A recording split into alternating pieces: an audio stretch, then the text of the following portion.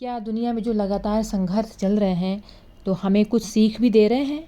शायद हाँ, इन संघर्षों ने सबसे बड़ा सबक तो यही दिया है कि इस दुनिया को सिर्फ लीडर्स नहीं चाहिए, बल्कि ऐसे लीडर्स, ऐसे नेता चाहिए जो अपनी आध्यात्मिक बुद्धि से लैस हों और इस यकीन से भरे हों कि राष्ट्र की शक्ति सिर्फ कृत्रिम मेधा से नहीं, बल्कि वैसे नेतृत्व से आती है जो लीडर को, नेता को जन जन तक आध्यात्मिक शक्ति को पहुंचाने की जिम्मेदारी भी देता है।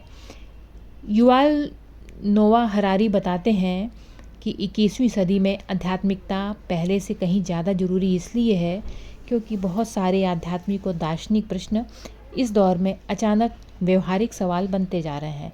उनके अनुसार आज युद्ध के संकट के बीच वह सारे प्रश्न जो कभी दर्शन की ओर मुखातिब थे, अब खासे महत्वपूर्ण हो चुके हैं और हमें एक ऐसे मोड़ पर पहुंचा रहे हैं कि जब इंसान खुद इंसानों को फिर से डिजाइन कर सकते हैं।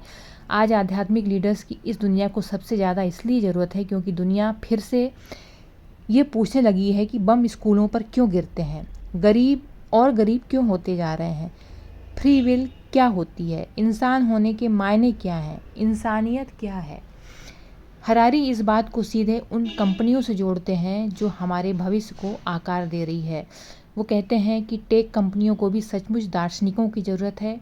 उन्हें आध्यात्मिकता के जानकारों की दरकार है ताकि वे समझ सकें कि वे आखिर क्या कर रहे हैं।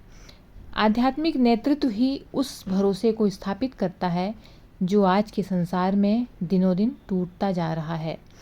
सबसे बड़ी सीख इन युद्धों ने यह दी है कि तमाम संधियों, समझौतों के बावजूद राष्ट्रों के बीच वह भरोसा नहीं रहा।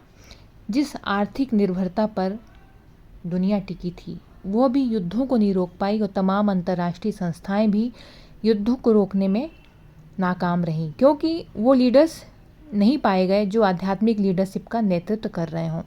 उस खोए हुए भरोसे को वापस सिर्फ नेतृत्व ला सकता है जिसकी छवि में कोई छिपा हुआ युद्ध ना हो, कोई झांकती क्रूरता ना हो, बल्कि शांति और साधना का नायक हो जो दुनिया को बचाने का हर संभव प्रयास करे। तो हम सबको आज वैसे ही स्पिरिचुअल कोसेंट की ज़रूरत है जो दुनिया को बचाने का हर संभव प्रयास करे और इस संसार को कोई पक्ष और विपक्ष न बनने दे। आज एक तरफ एआई से मनुष्यता को बचाने की जद्दोजहद है तो वहीं दूसरी ओर आमजन के बीच नेतृत्व के प्रति वह भरोसा भी टूटता जा रहा है जो किसी समाज और देश को बनाता भी है और बचाता भी है। तमाम राष्ट्र मानो कोई राजनीतिक अखाड़ा बनते जा रहे हैं जहां कोई भी संबंध या पहचान इस बात पर टिकी होती है कि किसकी राजनीतिक प्रतिबद्धता क्या है, कौन पक्ष में है तो कौन विपक्ष में। पश्चिमी एशिया के संघर्ष में भी यही देखने को मिला कि अपना हित साधने के लिए संसार के देश हथियार तो बेच सकते हैं लेकिन युद्ध को रोकने की कोई कोशिश नहीं करना चाहते क्योंकि वहाँ भी तमाम राष्ट्रों के बीच एक पक्ष विपक्ष बन चुका होता है।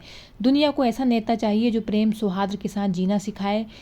नेता के शब्दों आचरण पर जनता भरोसा करती है। अगर वह युद्ध संप्रेषित करता है तो जनता भी वही समझती है और अगर उसके संवाद में शांति और जीवन का भाव है तो समाज भी वैसा ही बनने लगता है। आध्यात्मिक लीडरशिप जनता को आत्मिक शक्ति से लैस करती है और नेतृत्व को उस अहंकार से बचाती है जो दुनिया को हथियारों से जीतना चाहता है और कभी ना खत्म होने वाले संघर्षों में झोंक देता है जिसमें पश्चाताप तक की कोई गुंजाइश नहीं होती। कोविड के बाद युद्धों में डूबी दुनिया अब इस आध्यात्मिक लीडरशिप को आवाज़ दे रही है जो हमें जीवन के होमुर्ज से सुरक्षित निकाल पाने में सक्षम हो। आज दुनिया को आध्यात्मिक लीडरशिप की बहुत ज़रूरत है।